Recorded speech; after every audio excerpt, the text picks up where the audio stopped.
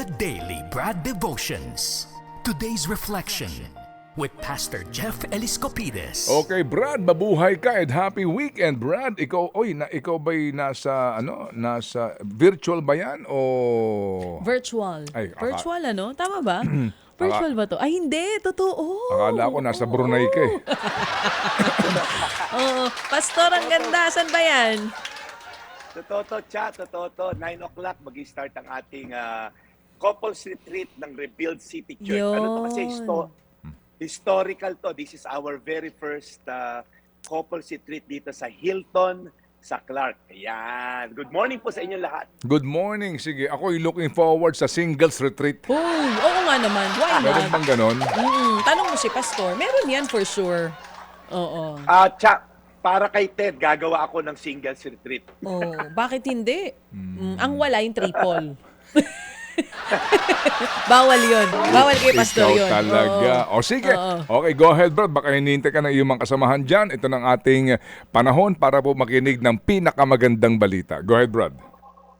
Yes, Brad Ted, good morning muna sa ating mga taga-subaybay at taga-pakinig. Na-mention mo, Brad Ted, kanina, in-interview natin sa COMELEC. Darating na naman po ang eleksyon. We're gonna put our trust, again, sa mga i-elect na official, mga pangalan na pinangangalandakan sa mga billboard, tarpaulin. Ayan po mga pangalan na yan. Okay naman po yan. Okay, we can put our trust sa kanila. Kaya nga po tayo nagkakas ng balota, no? Dahil supposed to be, pinagkakatiwalaan mo yung tao na yon. Sana lang ganun talaga adikain mo at hindi nabili yung boto mo o nabola ka sa kung ano man yung sinayaw nila ng eleksyon. Ito po kasi ang problema.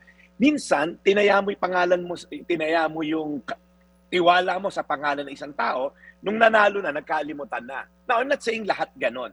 Pero sabi po rito sa isang verse na babasahin ko sa mga Gawa 4:12, kanino ba dapat tayo magtiwala ng ultimate salvation natin? Sabi po rito, sa Kanya lamang matatagpuan ang kaligtasan. Walang ibang pangalan sa buong daigdig na ibinigay ng Diyos sa mga tao upang tayo ay mailigtas. Sabi po ito, sa Kanya lamang matatagpuan, sa pangalan daw po ni Jesus. Hindi ko po alam kung ano po pagkakaintindi nyo pag sinabing in the name of Jesus, pero it carries with it a huge authority, backup po ng huge authority yung pangalan ni Jesus. Kaya nga, pagka magkakas ng demon sa pangalan ni Jesus, lumayas ka, mga ganon. So kumbaga po, ang pangalan po ni Jesus ay backup ng all authority in heaven and on earth, sabi po din sa Biblia. Pag tayo po'y tumaya sa pangalan ng tao at tayo nabigo, nadidisappoint ka kasi parang umasa ako sa'yo pero hindi nangyari. Ang verse po na ito, sinasabi lang, yung ating pong ultimate na kaligtasan ay maiaatang mo lamang sa pangalan ni Jesus at wala nang iba. Hindi sa kung kanino mang pangalan, hindi kung sino pa man, kung gusto mo magkaroon ng ultimate assurance of salvation. Hindi lang dito sa lupa, bagkus yung din pong eternal life, wala pong ibang makakapagligtas sa atin. Nasabi ito, na ibinigay ng Diyos sa tao para maligtas. There's only one name. Okay? And salvation is found in no one else, only in the name of Jesus. Kaya po, ngayong eleksyon, okay naman po bumoto tayo, tama po yan, atin pong responsibilidad yan. Pero po ang warning ko lang po, sana po, pag tayo bumoto, kilatisin natin mabuti yung pangalan na ilalagay mo sa balota, alamin mo yung background, alamin mo yung plataforma, alamin mo yung plano. Alright? Hindi lang po dahil nadala ka sa bola, nadala ka. Ngayon, yung maganda rin po i-check mo yung background, ano? Maganda rin po i-check mo rin yung track record ng tao, ilang taon na ba nandyan yan. Kasi po, kung tayo yung magboboto ngayong eleksyon, at tayo po yung nadala lang ng emosyon dahil natuwa ka kung sino man yung bisita niya nung nangampanya sa inyo, baka po ma-disappoint lang tayo. Kaya siguro po, bago tayo bumoto, iput muna natin yung sarili natin at ating pagtitiwala sa pangalan ng Diyos. Para kung yung mga tao ma-disappoint ka man, alam mo na ang pag-asa mo ay na kay Jesus lamang at siya ang iyong ultimate source of salvation and ultimate source of hope. Ano mang mangyari dito sa lupa, alam mo na kay Lord na ako nakaatang. Ano mang mangyari sa akin physical, emotional, financial, alam ko na set na yung eternal hope ko which is found in Jesus Christ. Kaya gusto ko lang kayo encourage every day, yung po pinakampanya ko sa inyo. Itaya po natin, iboto natin, isulat natin sa balota ng buhay natin ang pangalan ni Jesus. Doon lamang tayo may assurance ng ultimate na kaligtasan. Ulitin ko po, mga Gawa 4:12, sa Kanya lamang matatagpuan ang kaligtasan sa sapagkat walang ibang pangalan sa buong daigdig na ibinigay ng Diyos sa mga tao upang tayo ay maligtas. Again, magdasal po tayo na magkaroon tayo ng realization na iput natin ang ating tiwala at pananampalataya sa Diyos lamang at wala ng iba. Panginoon, salamat po dahil ang iyong pangalan ay may kaakibat na kapangyarihan. Ang iyong pangalan ay may kaakibat na pagmamahal, grace, and mercy. Lord, tulungan niyo kaming huwag itaya ang aming future, huwag itaya ang aming hope sa mga pangalan ng mga kandidato, Lord. Yes, nandyan sila para patnubayan kami in terms of governance, pero Lord, ang ultimate governance ay galing sa iyo. Ikaw ang Diyos na makapangyarihan sa lahat, ang hari ng mga hari, ang Diyos ng mga Diyos. Sa pangalan mo lang kami, aasa, sa pangalan ni Jesus. Amen.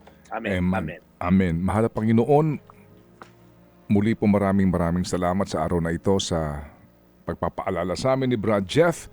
Lord, salamat po sa patuloy pong pagkakaroon namin ng The Daily Brad. Alagaan niyo po si Brad Jeff. Ngayon po, gabayan niyo po sila sa kanilang misyon para po sa mga couples.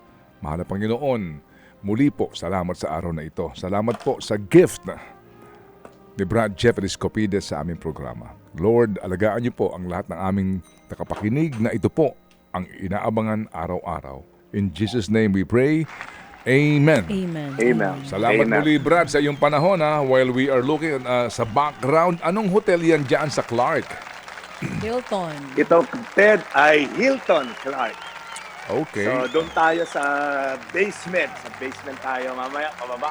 May ballroom sila sa baba. Oh, yan yung papanik nung Sun Valley. Yan, ang Hilton na iyan. Yes, Sun Valley. Correct, Brad Ted. Napakagandang lugar. Tama-tama lang sa mga couples na nandito ngayon. Yan. Pagdasal natin. Amen. Yung 80 couples ay ma-encounter si Lord. Amen. Yan ba overnight? 2 araw ba yan o 1 day lang?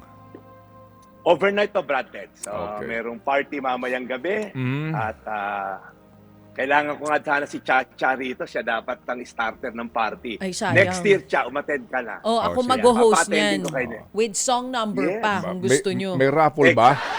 Depende kay Pastor kung magpaparaffle siya. Oo. Pero kung Yes. host lang kailangan mo, ako na yan. Okay. With matching song and Oo. dance. Mm-mm. Oh, sige. Kumakain ng buhay na manok. Ay, Okay, sinasabi ko sa'yo. Napunta na tayo sa manok. Oh, sige. Salamat na marami, Brad, and we'll catch you on Monday. Have a good and very productive weekend. Thank you. Maraming salamat, Brad Ted. Ito po yung Daily Brad, your daily dose of inspiration. Thank you, serving the people, Brad Jeff Eliscopides.